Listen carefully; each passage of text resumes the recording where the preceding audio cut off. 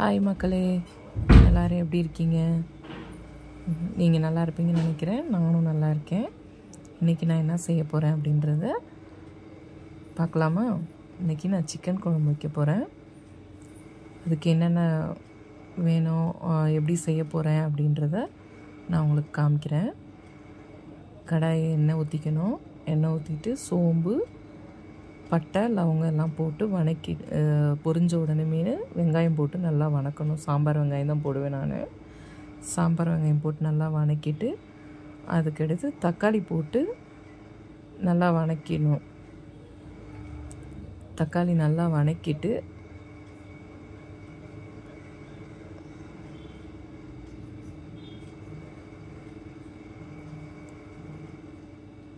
கொஞ்சம் உப்பு போடுங்க, கல் உப்பு போடுங்க. கல் உப்பு போட்டுட்டு நல்லா வணக்கிடுங்க.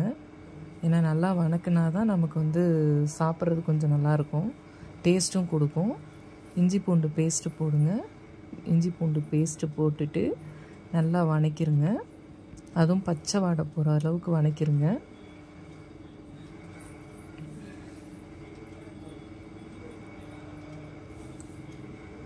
பச்சை வாடை போகிற அளவுக்கு வணக்கிட்டு சிக்கனை கழுவி வாஷ் பண்ணி வச்சுருக்கேன் நான். அந்த சிக்கன் எடுத்து கடாயில் போடணும்.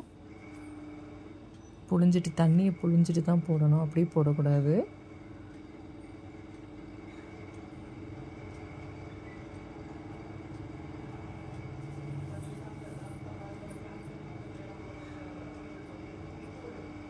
போட்டுட்டு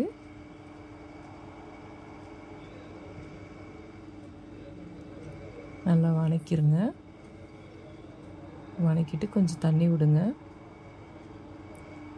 தண்ணி விட்டுட்டு ஒரு 5 நிமிஷம் நல்லா வேக விடுங்க. மூடி போட்டுட்டு மூடி எடுத்துட்டு அதுக்கப்புறமா தேங்காய் பால் அரைச்சி ஊற்றுங்க. ஏன்னா தேங்காய் பால் தான் எனக்கு பிடிக்கும். தேங்காய் 2 ஸ்பூனு மிளகா பொடி போட்டுட்டு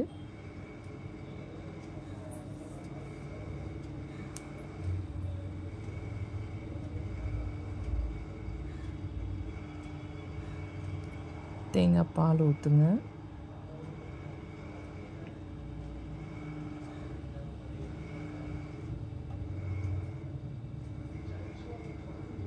தேங்காய் பாலை ஊற்றிட்டு காரம் உப்பு எல்லாம் கரெக்டாக இருக்குன்றத செக் பண்ணி பார்த்துட்டு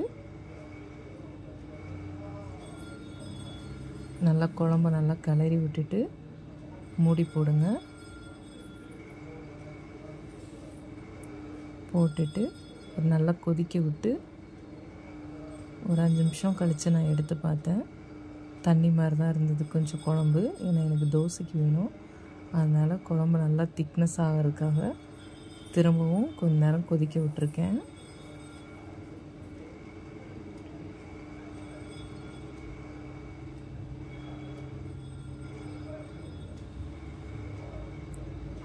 குழம்பு ரெடி ஆயிடுச்சு.